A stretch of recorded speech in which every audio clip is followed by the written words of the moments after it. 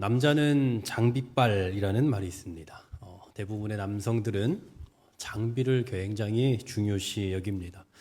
예를 들어서 어떤 운동을 한다 그러면 운동을 어떻게 배우고 어떻게 운동을 할까에 집중하는 게 아니라 어떤 장비를 구입할까, 어떤 걸 입을까, 어떤 걸 신을까 이런 것에 더 집중을 하죠. 등산 한번 하고 나면 등산 참 좋네 하고 그리고 당장 등산복을 사러 갑니다. 등산화도 사러 가고요. 그리고 다음에 등산을 가지 않죠. 보통의 교회들이 보면 남전도에서 다 축구팀을 구성합니다. 축구 한번 해보자 하고 축구팀을 만들고 축구 한번 하고 재밌다 앞으로 축구 계속 합시다 하고 당장에 축구복을 맞추죠. 그리고 그 다음부터 축구를 하지 않습니다.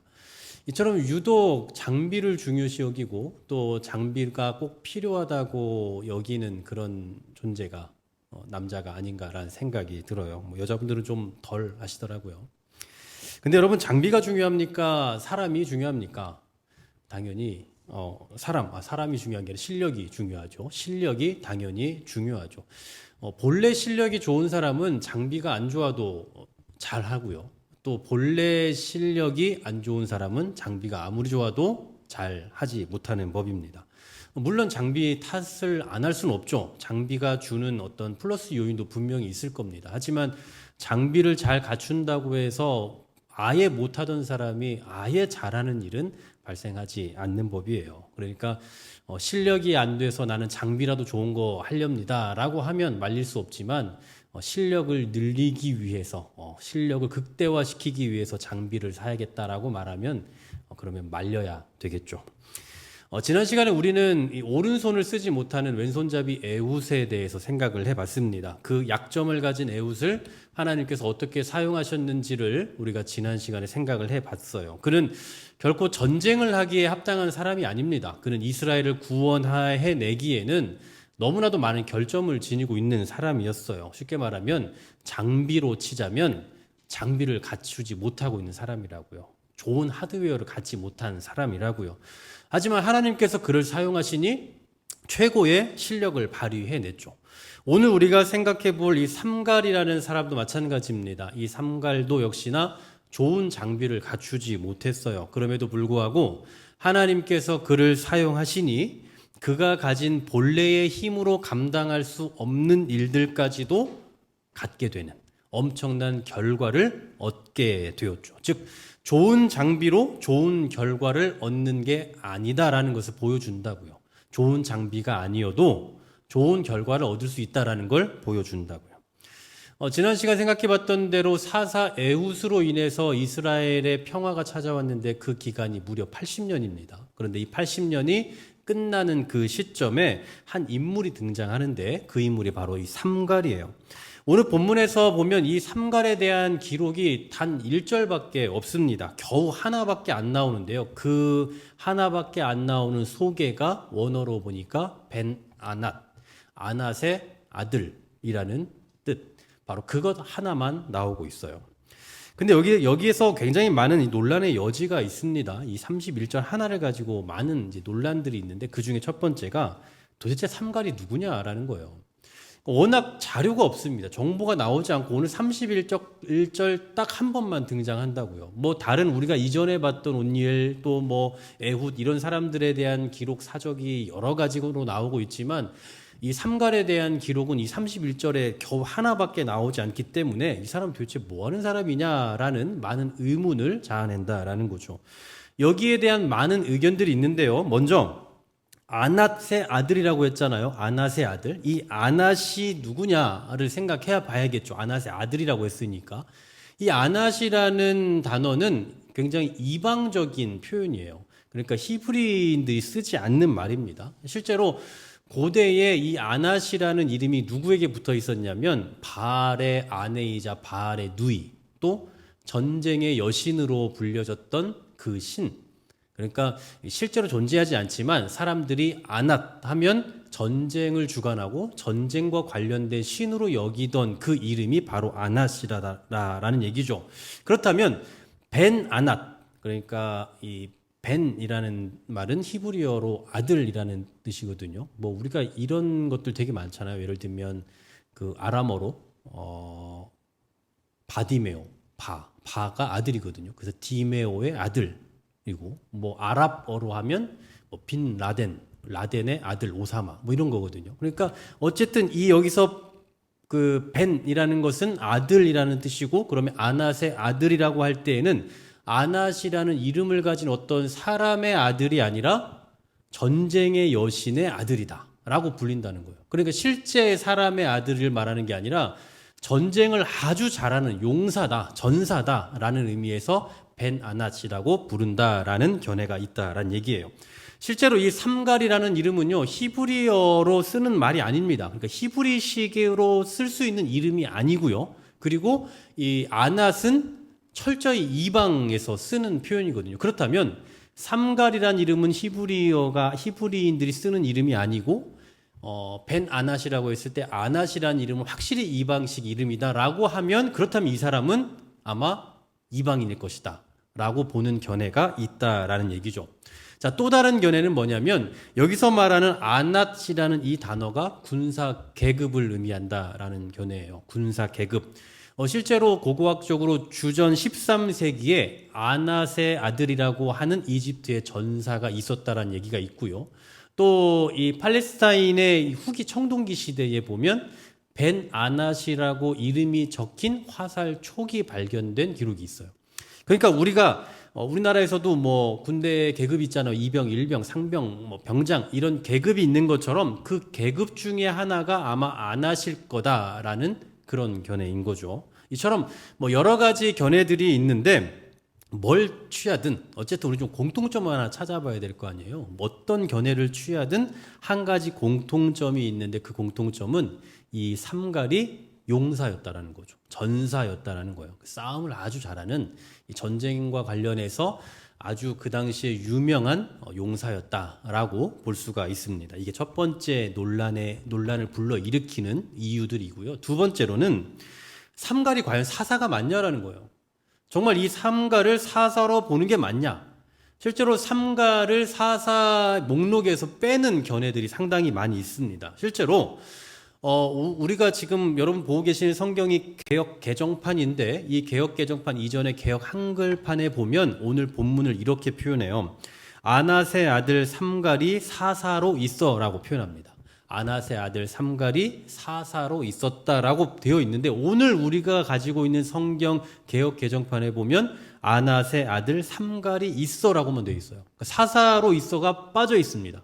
왜 이걸 뺐냐면 실제로 많은 번역본에 이 사사라는 기록이 없어요. 그래서 이 개역 개정으로 넘어오면서 사사로 있어라는 그 표현을 아예 빼고 있는 겁니다. 이처럼 그가 사사라는 직접적인 언급이 없고요. 또 어떤 배경도 없잖아요. 다른 사사들과 같이 어떤 배경도 또 그의 어떤 사적도 아무것도 없기 때문에 이 사람은 사사로 보기엔 좀 애매하다. 그래서 사사 목록에서 빼는 경우들이 있다라는 거죠. 또 뿐만 아니라 보통 사사들에 대한 언급을 보면 압제를 받고 사사가 등장하고 그래서 구원하고 그래서 몇 년간 평안이 있었다. 이런 그 나름의 패턴이 있거든요. 근데 여기는 그런 패턴이 등장을 하지 않아요. 그래서 이 사람은 사사로 보는 게 옳지 않다. 이런 견해가 있다라는 거죠. 그럼에도 불구하고 이 삼갈을 오늘 사사로 분류를 하려고 하는 이유는 뭐냐면 그가 하는 일들이 이 한 절밖에 없지만 이 한 절 안에서 그가 하는 일들이 사사가 가지고 있는 그 성격과 동일하기 때문입니다. 왜냐하면 그 당시에 사사의 가장 중요한 사역은 전쟁이에요. 싸우는 겁니다. 그래서 상대국을 무력으로 진압하는 일을 하는 게 바로 사사의 가장 주된 목적이거든요. 게다가 이 사사기에 나오는 주로 등장하고 있는 상대국이 블레셋, 미디안입니다. 근데 오늘 이런 삼가를 보면 이런 점들이 다 일치하고 있어요. 그의 대적과 그리고 또 그가 전쟁을 했다라는 것, 이런 것들이 일치하고 있기 때문에 그래서 이 삼갈은 사사로 보는 게 맞다. 다만 아마도 이 31절 한 절에밖에 나오지 않는 걸로 보면 이 삼갈은 아마도 많은 일들이 있었겠지만 그 일들이 다 이제 유실이 됐을 거다라고 보는 견해예요. 그래서 아마 뭐 고립된 승리, 그러니까 뭐 우리 6.25 전쟁 때 우리가 잘 알고 있는 뭐 인천 상륙작전 뭐 이런 게 있었잖아요. 처음에 굉장히 고립된 전쟁이었지 않겠습니까? 그런데 나중에야 이제 결과적으로 우리가 그걸 대단하다고 보는 거지만 그런 고립된 전쟁이었을 것이다. 그래서 국지전이었기 때문에 확 두각이 나타나는 전쟁이라고 표현은 안 하고 있을 뿐 실제로는 사사의 사역이었고 또 이 사람을 사사로 보는 게 맞다라고 그렇게 보고 있는 겁니다. 자, 그럼 이제 이런 것들을 좀 감안한 상태에서 오늘 본문으로 다시 돌아와 볼게요. 삼갈이 죽인 사람의 수를 그냥 600명이다라고 말하지 않고 블레셋 사람 600명이라고 표현을 하고 있어요. 아마도 이 80년이라는 그 기간 동안 평안을 얻었는데 그 평안을 얻는 기간 동안에 이 블레셋 서쪽에 있거든요. 그러니까 이 여러분 보시기에는 이쪽인가요? 네, 서쪽에 자리 잡고 있는 뭐 오늘날 팔레스타인 지역 쪽에 있는 그쪽이 이제 블레셋인데 그 블레셋이 영토를 점점 확장하려고 하는 과정 속에서 삼갈과 맞부딪히게 된 걸로 보입니다. 근데 여기서 600이라는 수가 그냥 정확하게 600명일 수도 있지만 그 당시에 군대의 어떤 조직을 표현하는 것이기도 해요. 우리 군대도 보면 뭐 그런 그 단위별로 편제가 되어 있잖아요. 뭐 소대, 중대, 대대, 또 뭐 연대, 사단, 군단 이렇게 어떤 사람 수에 따라서 계급이 편제가 되어 있는 것처럼 그곳에도 그렇게 숫자적으로 이렇게 편제되어 있는 게 있다라는 거죠. 오늘날 우리로 보면 대대가 한 뭐 4,500명 정도로 보고 있는데 그렇다면은 이 삼갈 혼자서 한 군대의 대대를 다 무찌른 싸워서 이긴 꼴이 되는 겁니다. 정말 어마어마한 거죠. 근데 이 600명을 죽이기 위해서 무슨 전술을 썼다라거나 아니면 오늘날의 표현으로 어떤 뭐 무기를 썼다, 뭐 무슨 부비 트랩을 썼다, 아니면 무슨 뭐 드론으로 미사일을 날렸다, 아니면 뭐 저격총으로 뭐 했다, 뭐 이런 표현이 전혀 없어요. 그냥 소 모는 막대기로 죽였대요. 그러니까 이거 그냥 날 것 그대로 표현하면요. 한 명 한 명 다 때려서 죽인 거예요. 이 막대기로. 그러니까 당시에 소모는 막대기는 목동들이 짐승들을 몰기 위해 쓰는 그런 막대기입니다. 그러니까 전쟁에서 쓰이는 게 아니라 가축몰이를 위해서 쓰는 그런 도구라고요. 물론 전쟁 기술이 발전하지 않고 또 무기도 그리 많지 않은 그런 시기였기 때문에 이 소모는 막대기도 잘만 활용하면 좋은 무기가 될 수도 있었겠죠. 뭐 예를 들면 그 끝을 뭐 금속으로 만든다거나 아니면 뭐 끝부분을 불로 연단시킨다거나 뭐 이런 식으로 하면 굉장히 훌륭한 무기가 될 수도 있었을 겁니다. 하지만 아무리 무기가 좋아도요, 1대 600의 싸움을 누가 합니까? 여러분에게 좋은 무기 드릴 테니까 가서 전쟁에서 600명 이기고 오세요. 그러면 우리가 할 수 있겠습니까? 물론 뭐 상대가 뭐 총칼, 상대가 그냥 칼, 뭐 이런 걸 갖고 있지만 나는 미사일을 가지고 있다. 그러면 좀 말이 달라지겠죠. 그런데 지금 이 소모는 막대기는 그 블레셋 사람들이 가지고 있는 그 무기와 이 정도의 차이가 나는 게 아니라고요. 우리가 뭐 어떤 미사일을 가지고 있고 한편에서는 그냥 근접 무기만 갖고 있다면 그 차이가 어마어마하죠. 하지만 지금 이 삼갈이 가지고 있는 소모는 막대기는 그런 정도의 차이를 나타낼 수 있는 게 아니라고요. 게다가 상대국 사람들은 잘 훈련된 사람들 아닙니까? 게다가 지금 이 삼갈이 소모는 막대기를 가지고 사용했다라는 것은 어쩌면 이 사람은 목동이었을 확률도 높아요. 그러니까 잘 훈련된 사람도 아닐 거고요. 좋은 무기를 가지고 있는 것도 아니죠. 그런데 상대국은 좋은 무기들도 있을 거고 또 600명이나 되는 사람들이 있어요. 그럼에도 불구하고 삼갈은 하나님의 전사로 쓰임을 받고 있는 겁니다. 여기서 우리는 이 삼갈이 대단하다, 삼갈이 용사다, 삼갈이 용감한 사람이다 라고 보는 것이 아니라 그를 사용하신 하나님, 그리고 그가 잡고 있는 막대기를 사용하신 하나님이 어떤 분인가를 생각해 볼 필요가 있습니다. 지난 시간에는 우리가 에훗을 봤잖아요. 에훗의 약점을 강점으로 사용하신 그 하나님께서 이번에는 지극히 평범한 그 막대기 하나를 가지고 이스라엘을 구하는 도구로 사용하셨습니다. 바꿔 말하면 사람들이 꺼려하는 그 약점도 그리고 지극히 평범한 것들도 하나님께서 붙잡으시니까 위대한 것으로 쓰임받고 있다라는 거예요. 우리가 잘 알고 있는 것처럼 다윗이 들었던 돌멩이는요, 그냥 길에서 흔히 볼 수 있는 돌멩이입니다. 그런데 하나님이 그걸 사용하시니까 그것을 가지고 이스라엘을 구원하는 도구로 사용하셨죠. 오병이어 보십시오. 여러분, 보리떡 5개, 물고기 2마리. 이거는 여러분 저 1인분도 안 되는 양이에요. 근데 이걸 예수님께서 사용하시니까 그곳에 있는 약 2만 명의 사람들을 먹이고도 남지 않았습니까? 또 모세가 들고 있는 지팡이, 그냥 하찮은 막대기 하나잖아요. 그런데 이 지팡이를 하나님이 사용하시니까 홍해를 갈라요. 그리고 반석에서 물이 나오는 도구가 되기도 하죠. 이처럼 지극히 평범하고 보잘것없는 것이라 할지라도 하나님의 손에 그게 들려지면 놀라운 역사를 이루어가는 도구가 될 수 있다는 사실을 우리는 기억해야 되는 겁니다. 바로 우리의 삶도 그렇습니다. 우리도 지극히 평범하죠. 지극히 약점, 투성이, 단점도 얼마나 많습니까? 그런데 이 삶을 하나님께서 사용하시면 놀라운 인생으로 바꿔 가신다라는 사실이에요. 여러분, 로마서 6장 13절 보면 우리가 잘 알고 있는 말씀인데요. 우리 같이 한번 읽어볼까요? 로마서 6장 13절 시작.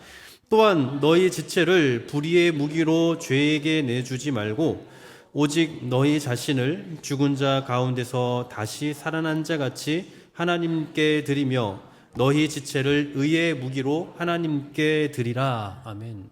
여러분, 물건은 누가 사용하느냐에 따라서 그 가치가 달라집니다. 악기는 어떻습니까? 여러분, 똑같은 악기라도 그 악기를 누가 다루느냐에 따라서 그 가치가 달라져요. 제가 우리 교회에 부임하면서 이전에 부목사로 있었던 교회에서 창고에 이렇게 방치해뒀던 악기를 몇 개 가져왔습니다. 제가 안 쓴다고 해서 제가 좀 양해를 구해서 제가 가져가겠습니다 해서 몇 개 가져왔는데 여러분 혹시 티 나십니까?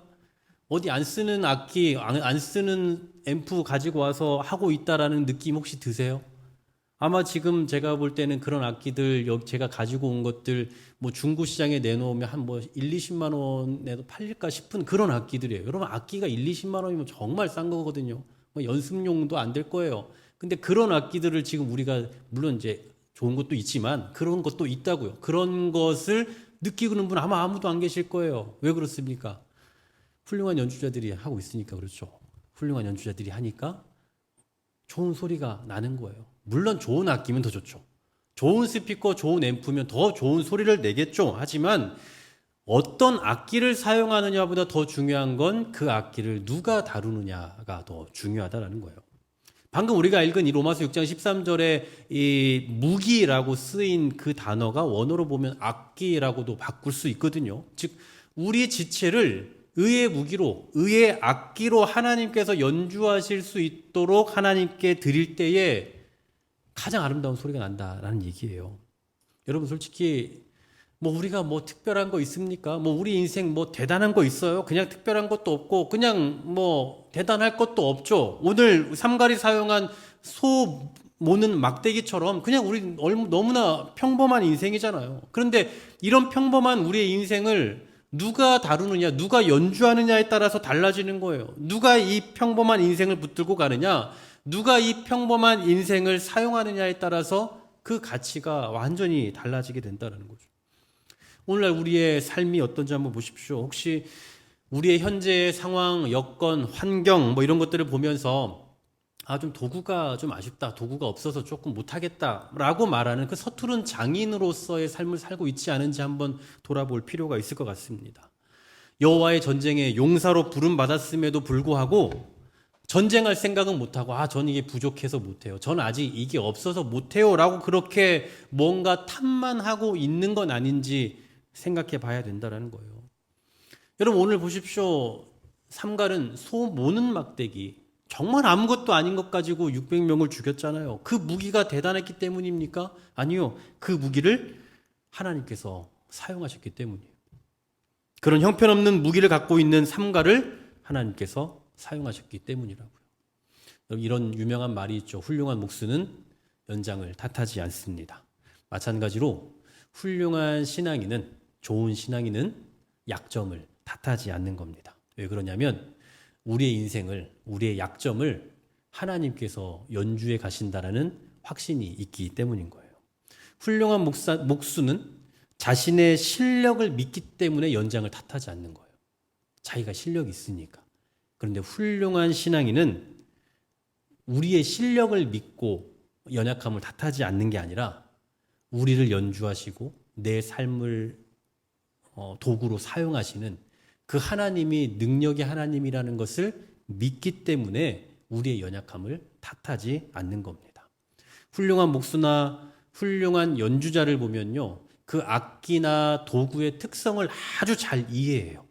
그러니까 딱 보자마자 이거는 좀 연약하니까 내가 이렇게 활용해야겠다라는 사이즈가 바로 나오는 겁니다. 마찬가지예요. 하나님께서도 우리를 도구로 사용하시고 우리를 악기로 사용하시기 전에 우리가 어떤 존재인지를 너무나 잘 아시는 거죠. 우리가 어떤 약점을 지니고 있는지, 어떤 부족함이 있는지, 어떤 결함과 결핍을 가지고 있는지를 하나님은 그 누구보다 잘 알고 계시다라는 거예요. 그래서 우리의 약함을 그분의 강함으로 채워가시는 거예요.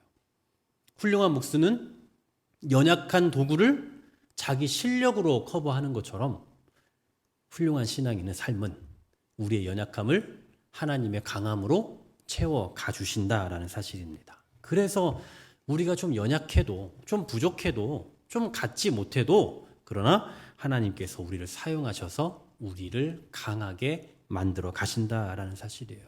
사랑하는 여러분, 하나님은 우리를 가장 잘 알고 계십니다. 우리가 처한 상황, 또 우리의 연약함, 또 우리의 필요, 또 우리의 약점과 단점, 이 모든 것, 다른 사람은 몰라도요, 우리 하나님은 너무나 잘 알고 계십니다.